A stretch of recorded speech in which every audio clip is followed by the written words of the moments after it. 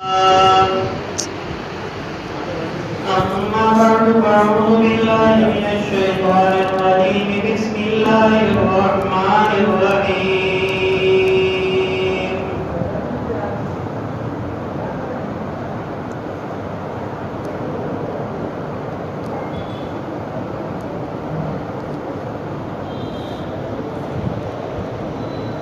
ولا يضركم أف لكم ولما تعبدون من دون الله أفلا تعقلون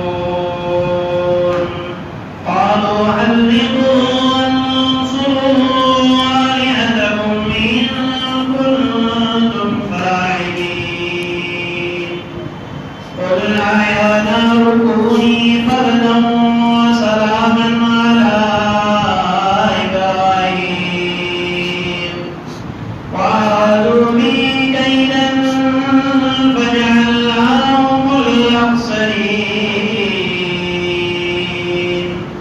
صدق الله العلي العظيم وصدق رسوله النبي الكريم ونحن على ذلك لمن الشاهدين والشاكرين والحمد لله رب العالمين.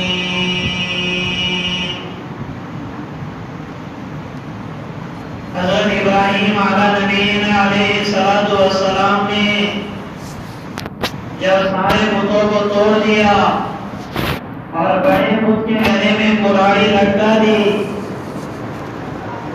یہ میلے سے ختم ہو کر میلے کو پورا کر کے جب اپنے ٹیمپل میں بت گلے میں آئے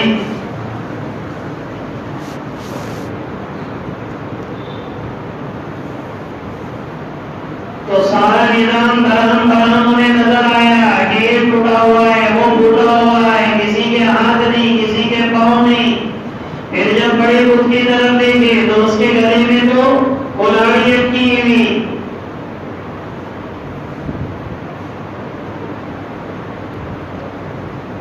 ابراہیم علیہ السلام نے کہا کہ تم ہی اسے پوچھ لو، تو سب نیچے چہرہ جھکا لیا اور کہنے لگے تجھے پتہ نہیں ہے وہ بات نہیں کر سکتے۔ اب ابراہیم علیہ السلام کو دعوت دینے کا موقع مل گیا۔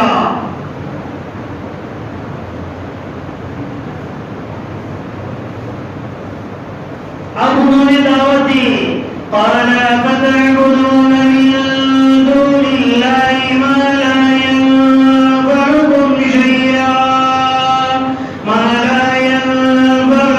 شيئا ولا يضركم۔ کیا یہ بات نہیں کر سکتے تو کیا تم اللہ کو چھوڑ کر ایسی چیزوں کی عبادت کر رہے ہیں جو تمہیں کچھ نفع بھی نہیں دے سکتے اور نہ تمہارا کوئی چیز میں کچھ بگاڑ سکتے؟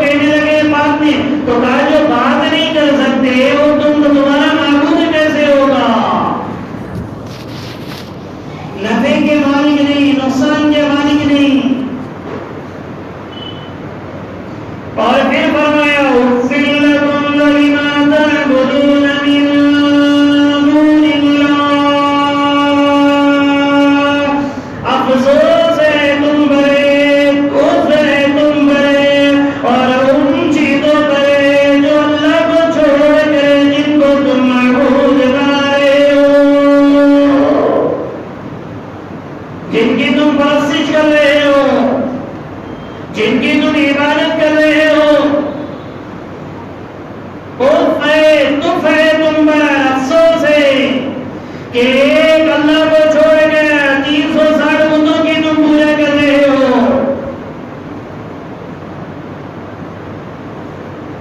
اور فرمایا فلا تعملون، کیا تمہارے سمجھ میں نہیں آتا؟ جب اتنی کھل کر انہوں نے دعوت دی تو بھائی گئے نمرود اور وہ لوگوں نے سب نے مل کر مشورہ کیا کیا یہ حد سے آگے بڑھ رہا ہے، ہمارے معبودوں کو بھی برا بھلا بول رہا ہے، ایک اللہ کی توحید کا نظریہ پیش کر رہا ہے، اس لیے اب یہ کیا جائے کہ جب اس کے ختم کرنے کا کوئی انتظام کر دیا جائے۔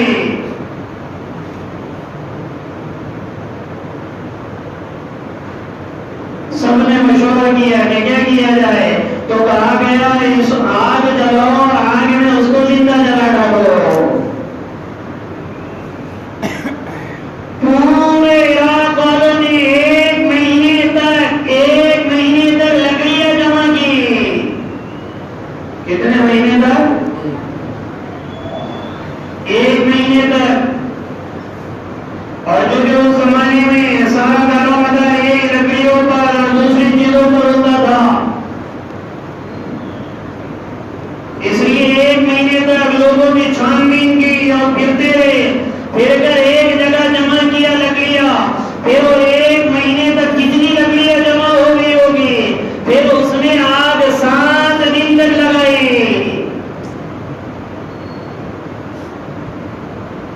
7 دن تک اسے بھڑکاتے رہے۔ روایات میں آتا ہے اگر اس آگ کے اوپر سے پرندہ بھی گزر جاتا تو آگ کے شعلے کی وجہ سے وہ پرندہ جھلس کر نیچے گر جاتا۔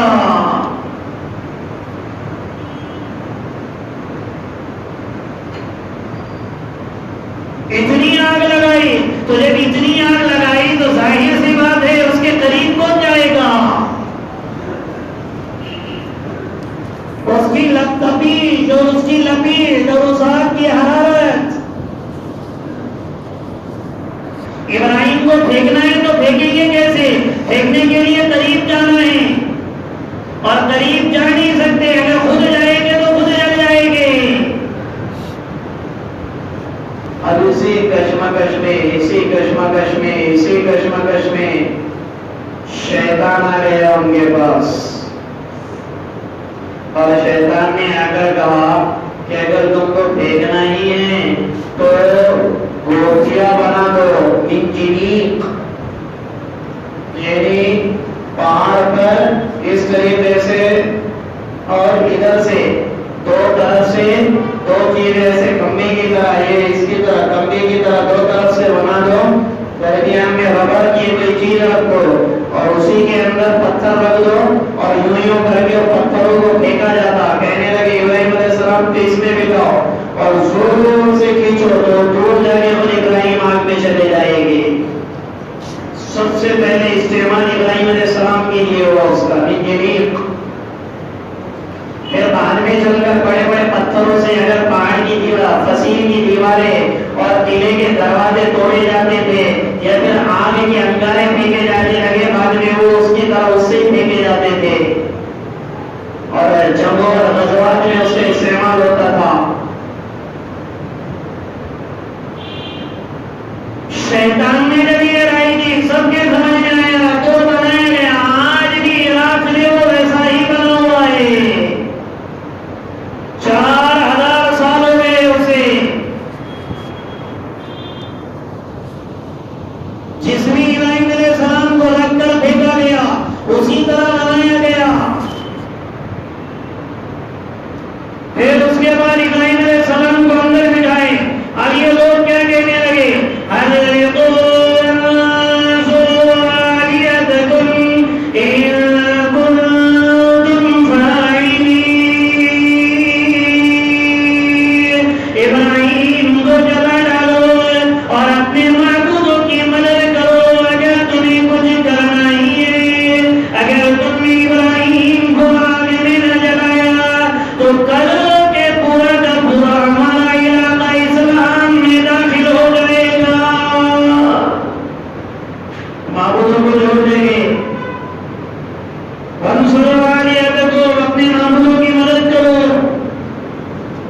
پتہ نہیں یہ کون سا نیا نظریہ پیش کر رہا ہے.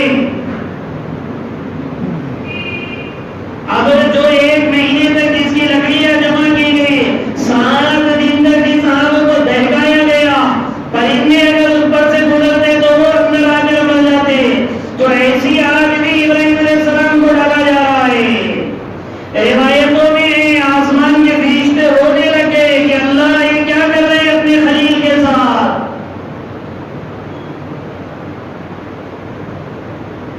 جنہیں اللہ نوازنا چاہتے ہیں انہیں اللہ آزمائشوں سے گزارتا ہے.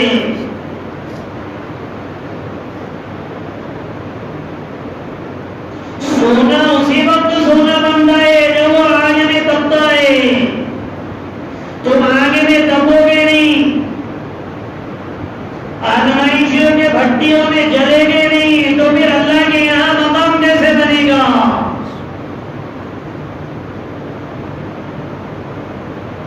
آسمان کے فرشتوں میں تو آگ بن گیا کہ کیا معاملہ ہو رہا ہے.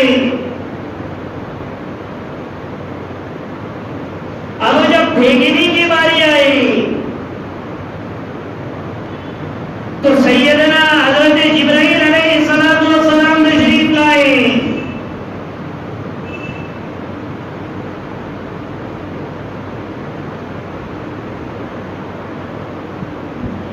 پانی کے فرشتے کو بھی لائے اور خود بھی آئے اور آ کر حضرت جبرائیل علیہ السلام نے حضرت ابراہیم علیہ السلام سے پوچھا،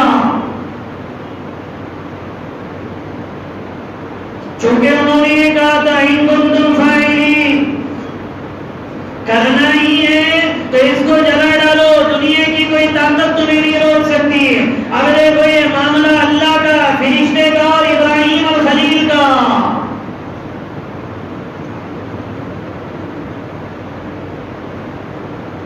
جبرائیل پورے لشکر کے ساتھ آ گئے اور آ کر حضرت ابراہیم اور خلیل سے کہنے لگے، اللہ دنیا آج دنیا ابراہیم الخلیل، اے ابراہیم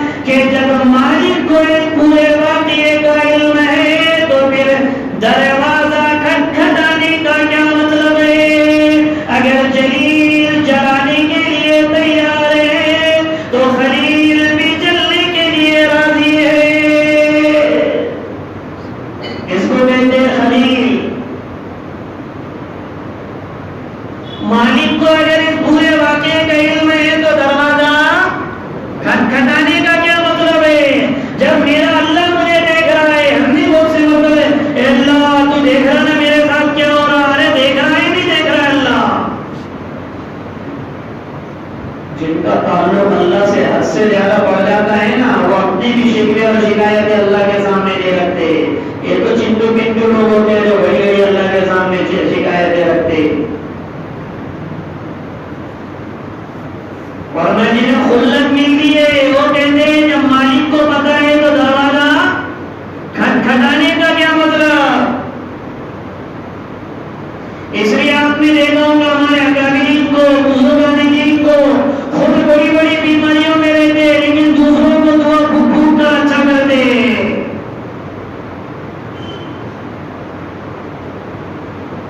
کیوں؟ وہ کہتے اللہ جس حال میں رکھے اس حال میں مجھے راضی رہنا ہے. اور بعض تو اتنے آگے کے ہو جاتے کہ ایک اللہ والے تھے، بارش میں دیوار گرنے کے قریب آئی ان کے مکان کے، اور صرف ایک دیوار لوگوں نے آگے بتا اگر وہ تمہارے گھر کی دیوار اگر وہ پکڑ لے تو درست ہو جاتی. تو کیا کہتے کہ نہیں، اگر اللہ کو گرانا ہے تو پھر میں روکوں کیوں، اللہ کی مرضی کے خلاف ہو جائے گا. کیا کہنے لگے؟ اگر اللہ کو گرانا ہے تو میں روکوں کیوں. یہ بہت اعلیٰ درجے کی بات ہے، میں حکم نہیں کرنے کا. گرنے لگا کوئی تو جو گرا تو بولو.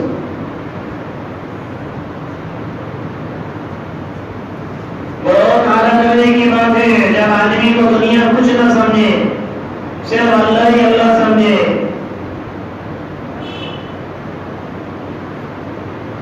ابراہیم علیہ السلام جبرائیل علیہ السلام کو کہہ رہے ضرورت تو ہے مگر تیری نہیں. ہر چیز کا انکار کیا ابراہیم علیہ السلام نے.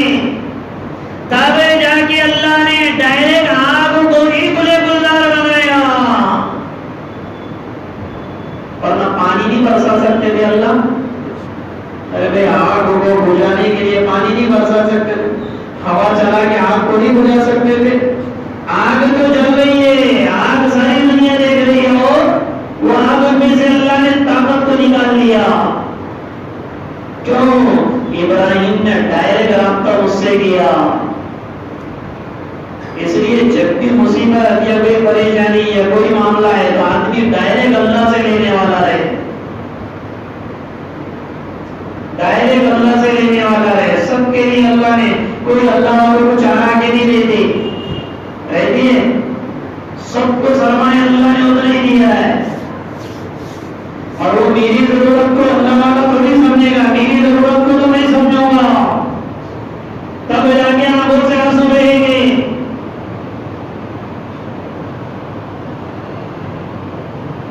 اس لیے جبرائیل فرشتوں کو ملائکہ کا انکار کیا ابراہیم نے، اس لیے اللہ نے خلیل بنایا. خلیل کہتے ہیں ایسے جگری دوست کو کہ وہ اس کے علاوہ کسی کی اسے ضرورت نہیں. مثال کے طور پہ جیسے ہم لوگ ہیں، اب میں نے ان کو اتنا جگری دوست بنایا کہ میرا دل ہی نہ لگے ان کے بغیر. کوئی آ بھی گئے تو میں ان کو چھوڑ دوں اور ان کا ہو جاؤں.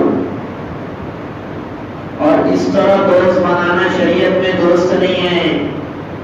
اللہ کے نبی نے فرمایا لَاتَّخَذْتُ خَلِيلًا لَاتَّخَذْتُ أَبَا بَكْرٍ. اگر میں اس دھرتی پر کسی کو خلیل بناتا تو ابو بکر کو بناتا. اگر میں اس دھرتی پر کسی کو خلیل بناتا تو کس کو بناتا؟ ابو بکر کو بناتا. اس سے پتہ چلتا ہے کہ اللہ کے نبی نے ابو بکر کو بھی خلیل نہیں بنایا. صدیق بنا سکتے. صدیق بھی دوستو اصل میں عربی کا فرق ہے. عربی بہت مالدار زبان ہے، ایک ایک لفظ میں ایک ایک الگ الگ معنی آتا ہے. صدیق بنا سکتے ہیں، خلیل نہیں بنا سکتے. خلیل کہتے ہیں وہ اسی کو ہو کے رہ جائے، صدیق کہتے ہیں اس کا بھی ہو دوسروں کا بھی ہو. ایسا نہیں کہ ان کا جو کوئی دوسرا ہے تو ان سے بھی ملے، کوئی تیسرا ہے تو ان سے بھی، کسی ایک سے نہیں لگ جائے. خلیل صرف اللہ کو بنائے. اور ابراہیم علیہ السلام نے فرشتوں کو بھی چھوڑ دیا اللہ کے مقابلے میں، اس لیے اللہ نے ان کو خلیل بنایا.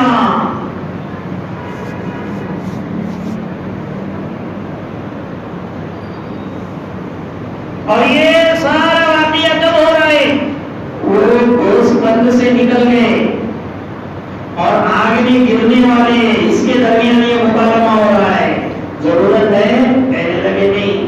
ضرورت تو ہے مگر تیری نہیں. ابراہیم کو کہہ رہے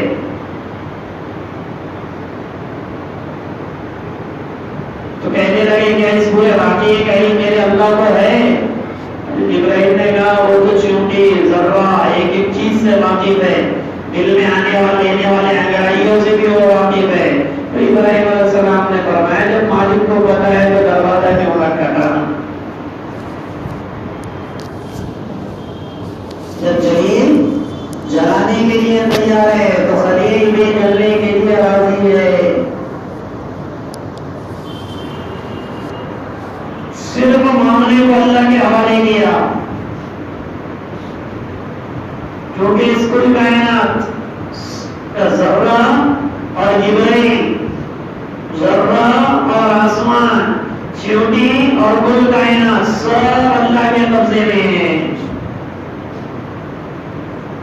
چاہے تو اللہ مرچی سے تیزی کو ختم کر دے، چاہے تو اللہ شکر سے مٹھاس کو چھین لے، چاہے تو اللہ مرد سے مردانگی کو چھین لے، چاہے تو اللہ میٹھے پھلوں میں سے مٹھاس کو چھین لے، کڑوے پھلوں میں سے کڑواہٹ کو چھین لے، آگ میں سے حرارت کو چھین لے، پانی میں سے ٹھنڈک کو چھین لے۔ اللہ کے لیے کوئی مشکل نہیں ہے، پھولوں سے خوشبو کو کھینچ لے، اللہ کے لیے کبھی بھی اللہ کچھ بھی کر سکتے۔ تو ڈائریکٹ انہوں نے مدد کس سے مانگی؟ اللہ سے۔ تو حکم بھی اللہ نے ڈائریکٹ آپ کو دیا، ابراہیم کو بھی نہیں دیا، ڈائریکٹ آپ کو اللہ نے حکم دیا، قُلْنَا يَا نَارُ كُونِي بَرْدًا، پھر آپ نے حکم دیا ہے آگ تو ٹھنڈی ہو جا۔ جیسے یہ حکم آیا نا آپ کو تو اور اس وقت پڑھانا کر کے ابراہیم علیہ السلام کو پھینکا تھا انہوں نے، جیسے اللہ نے حکم دیا نا اے آگ تو ٹھنڈی ہو جا، تو وہ پوری آگ برف بن گئی، اتنے ٹھنڈے، کیونکہ حکم کیا دیا یا نار کونی بردن، اے آگ تو ٹھنڈی ہو جا۔ یہ کہنے لگی اللہ میں زمہریر بن جاؤ، ٹھنڈی ہو گئی ابراہیم کو گلا ڈالو، پوری آگ ٹھنڈی ہو گئی۔ تو اللہ نے آگے جملہ فرمایا وَسَلَامٌ عَلَيْهِ، ایسی ٹھنڈی ہو جس میں ابراہیم کو سلامتی ملے۔ اتنی ٹھنڈی بھی مت ہو کہ اسے تکلیف ہو، اور اتنی گرم بھی مت رہے کہ اس کو تکلیف ہو، ایسے ٹھنڈی ہو جائے کہ اس کو سلامتی ملے۔ اور جنت کا لباس اللہ نے پہنا دیا۔ اس لیے حضرت ابراہیم الخلیل سے پوچھا گیا اے ابراہیم تمہارے زندگی کے سب سے بہترین دن کون سے تھے؟ پوری زندگی میں حضرت ابراہیم نے فرمایا میری زندگی کے سب سے بہترین دن وہ تھے جب میں آج کے اندر اوپر پیدا ہوا تھا۔ میرے زندگی کے سب سے بہترین دن جبکہ میں آج 7 دن، کتنے دن؟ 7 دن، جیسے ان کو پھینکا ایک انگار کا انہوں نے وہ لیا، انگار کا شور، اور اس کو ٹیک لگا کر بیٹھ گئے۔ نمرود کی بیٹی محل میں سے دیکھ رہی تھی، نمرود کی بیٹی محل میں سے دیکھ رہی تھی، جب انہوں نے آگ کے انگارے کو ٹیک لے کر بیٹھے اطمینان سے مسکرا رہے تھے، برجستہ اس کی زبان سے نکلا نعم الرب ربک یا ابراہیم، ابراہیم تیرے رب کے کیا کہنے کہ تجھے انگاروں میں بھی پھول کا مزہ دے رہا ہے۔ اسی وقت ایمان لائی نمرود کی بیٹی نے، باطل سے ہی اللہ پھوڑ کے نکلتا ہے اگر اللہ سے تعلق انسان کا بن جاتا ہے۔ برجستہ اس کی زبان سے آیا نعم الرب ربک یا ابراہیم، ابراہیم تیرے رب کے کیا کہنے کہ انگاروں میں پھولوں کا مزہ تجھے دے رہا ہے۔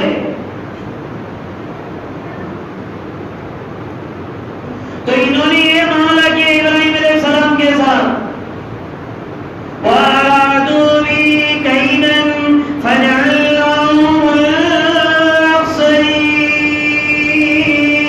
انہوں نے ابراہیم کے ساتھ مکر کیا، قید کیا، تو ہم نے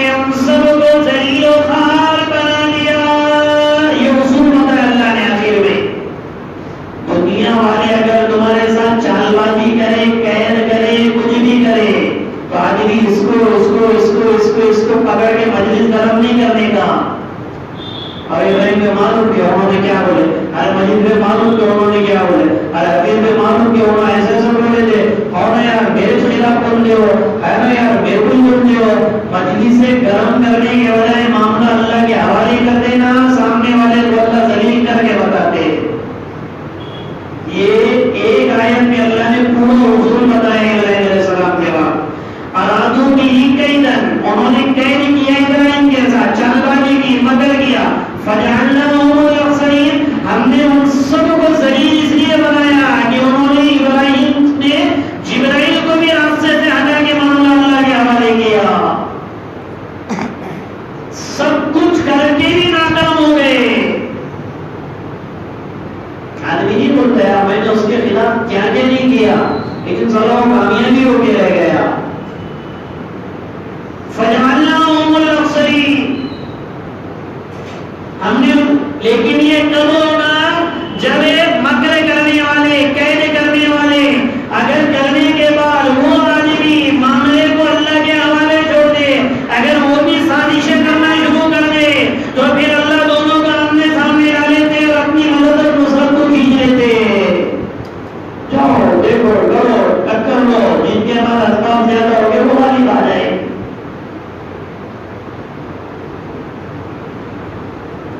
خصوصاً دین کے معاملے میں، خصوصاً دین کے معاملے میں. اس سے پہلے بھی بار بار یہ شعر آپ کو سنائے. لبوں کو سی عشق ہے دل لگی نہیں، سینے پہ تیر کھائے جا، قدم قدم بڑھائے جا، یعنی زبان حال سے کہنے کے ہاں ستائے جا. جب یہ کہتے آدمی سینے پہ تیر کھائے جا کا مراد کیا ہے؟ کوئی دنیا والے تمہیں کتنی ہی تکلیف دے باتیں کرے، اپنے لبوں کو سی لینا ہے. لبوں کو سی، عشق ہے دل لگی نہیں. اب تو کوئی تھوڑا کچھ بھی بولے تو دیندار لوگ دیکھو تو ذرا بھی کنے کو اگر ایک روپیہ بولے نا، دیندار لوگ ایسے ان کا منہ نہیں رہتا، پبلک سردار بن جاتا. اس نے ایک روپیہ بولے تو 100 روپے کر کے بتاتے. اس لیے بہت اچھی چیز آئی تھی کیا، منہ زبان تو سب رکھتے ہیں، کمال وہ کرتے ہیں جو سنبھال کے رکھتے ہیں. منہ زبان اگر بولو نا سب کے لیے، تم سمجھ رہے میرے لیے، منہ زبان سب رکھتے ہیں مگر کمال وہ کرتے ہیں جو سنبھال کے رکھتے ہیں. اس لیے پھٹ پٹ نہیں بننے کا. جیب مجلس میں کام کر دیا، وہ مجلس میں کام کر دیا، تو آدمی کی خود بتا کیا جاتی ہے. حیثیت کے کیا ہو گئے، کوئی نہیں بھی بولے تو پڑھنا شروع کر دے اس سے.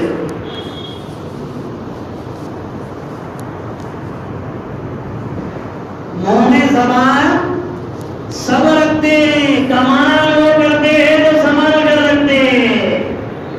سنبھال کر رکھنے سے بعد بولنے کی جگہ بولنا ہے. اس لیے اگر دین کے معاملے میں کوئی کسی کے ساتھ کتنی ہی شرارت کرے، اگر وہ بھی شرارت پر اتر جائے تو اللہ دونوں کو آمنے سامنے کر دیتے ہیں. اور اگر ایک اگر شرارت پہ نہ اترے، وہ اپنے معاملے کو اللہ کے حوالے کرتے ہیں، تو ان کو اللہ ذلیل کر کے بتاتے. یہ اخیر میں اللہ نے یہ رسول بیان کر کے واقعہ ختم کر دیا. ابراہیم علیہ السلام یہ بتایا کہ معاملہ کس کے حوالے کرنا ہے، ہر حال میں اللہ کے حوالے. یہ یقین کی بات ہوتی ہے. ورنہ آدمی شکوے شکایتیں دیکھو کیسے، اس پر کوئی حالت آ گئی، کوئی مصیبت آ گئی تو آدمی ہر ایک سے شکوے شکایت کرتا